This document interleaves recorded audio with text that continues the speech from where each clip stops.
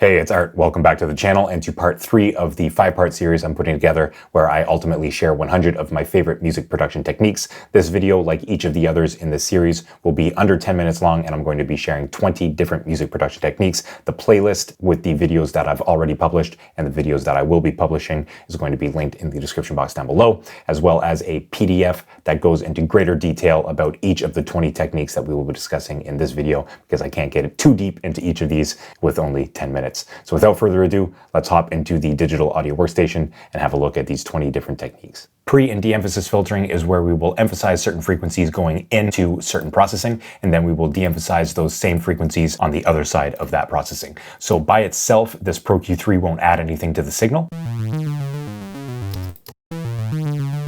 However, when we add in this processing, here is what we get without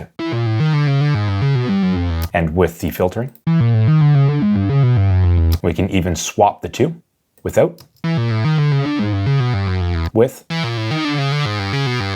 This is one interesting way to get different tonal characteristics out of our processing. Automating transient shapers can liven up otherwise identical samples. In this case, I have 3 hats here without transient shaping automation. And with.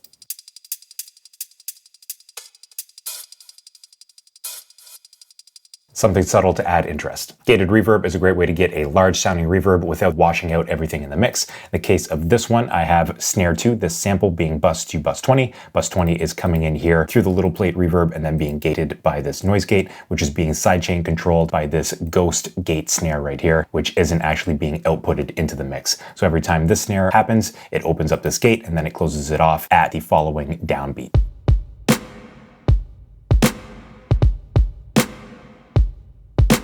Doubling or even tripling parts is a great way to add more sonic interest and depth to a sound. For example, I have a vocal line that is single right here. No need in being afraid. I give my phone number out to a stranger. And then I have it doubled. No need in being afraid. I give my phone number out to a stranger. Running non-electric instruments through effects pedals is a great way to give them some extra tone. I particularly like running vocals through distortion pedals. In this case, I'm using virtual options, but you can also run out of your DAW through real pedals and then back in. So I'm going to show you a breakdown with and without these pedals. Without.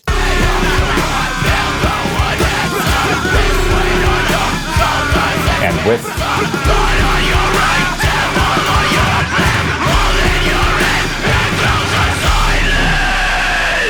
Vocal throws are a great way to accentuate different words or different lines from the vocal by throwing them or sending them periodically to an effects return, then having that effects return throw something back. So in this case, I have the lead vocal, which is being sent or thrown to this delay throw right here at this point, and this point. This is what it sounds like. You're throwing me out, or you're begging me please, and I wouldn't even doubt it, but tomorrow you'll be down on your knees. We can humanize our programmed MIDI to make it sound more musical, to go from something like this, which sounds pretty robotic and pretty sterile, to something through MIDI transform, humanize, and subtly altering the position, velocity, and length to something like this.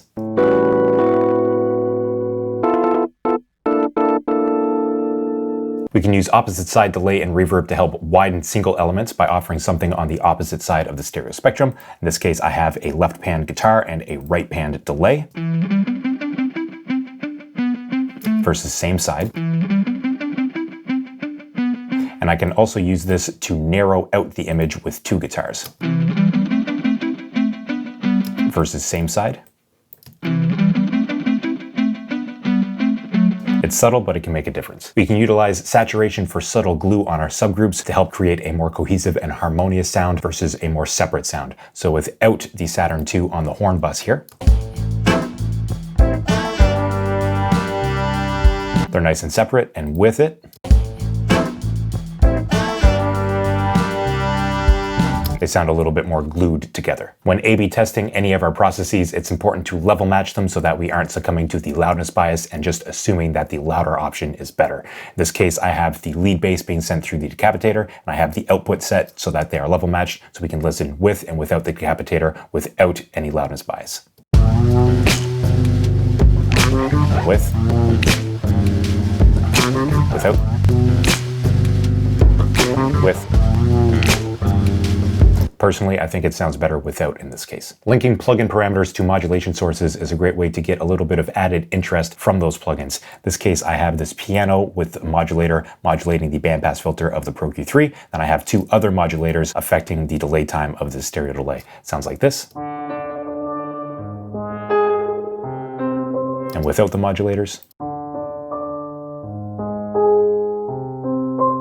Resampling is a great way to get a bunch of different sounds out of the same original source by processing it differently and bouncing out that processing as audio at different steps along the way. So for example, we have this original sound here. And after all of this processing, I sampled it and it sounds like this. Then after processing it with these three, it sounded like this. And so on and so forth until we mix them all together and it sounds something like.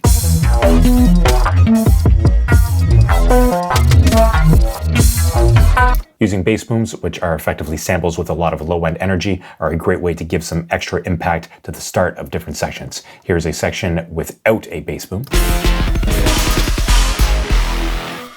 And here's that same section with.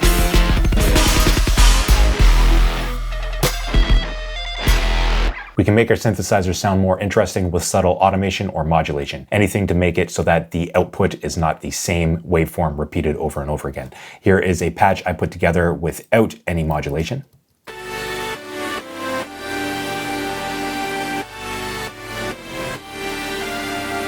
Here's that same patch with modulation.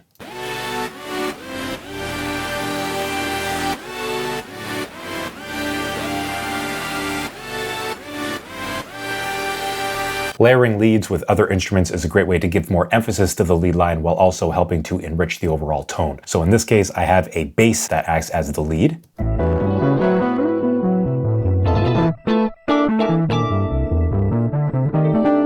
And then I layered it with a piano and a synth.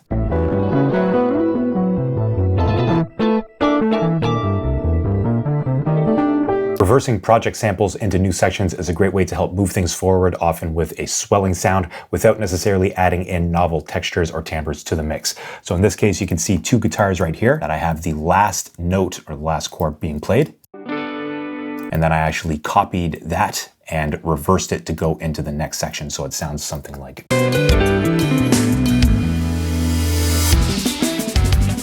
Polyrhythm is when two contrasting rhythms are happening simultaneously. They often share a beat on the one of a bar or a measure. The most common would be 3/2, where we would have 1, 2, 3, 1, 2, 3, 1, 2, 3. In this case, I have 5/4. See if you can hear the 5s and the 4s. 1, 2, 3, 4, 5, 1, 2, 3, 4. Tuplets are any rhythm that involves dividing the beat into a different number of equal subdivisions from that usually permitted by the time signature. So in the case of 4/4, like what we have here, our tuplets could be in 3s, 5s, 6s, 7s, 9s, and so on. In this case, I have examples of 3s, 5s, and 7s. Muting is an often overlooked tool in music production and mixing. First, we can utilize it to clean up the mix and remove unnecessary tracks that are leading to unnecessary frequency masking in the mix. Second, we can also utilize it to bring in and take out effects and different tracks as we see fit. In this example, let's have a keen listen to these triplets to see whether or not they take away or add to the mix by muting them and unmuting them.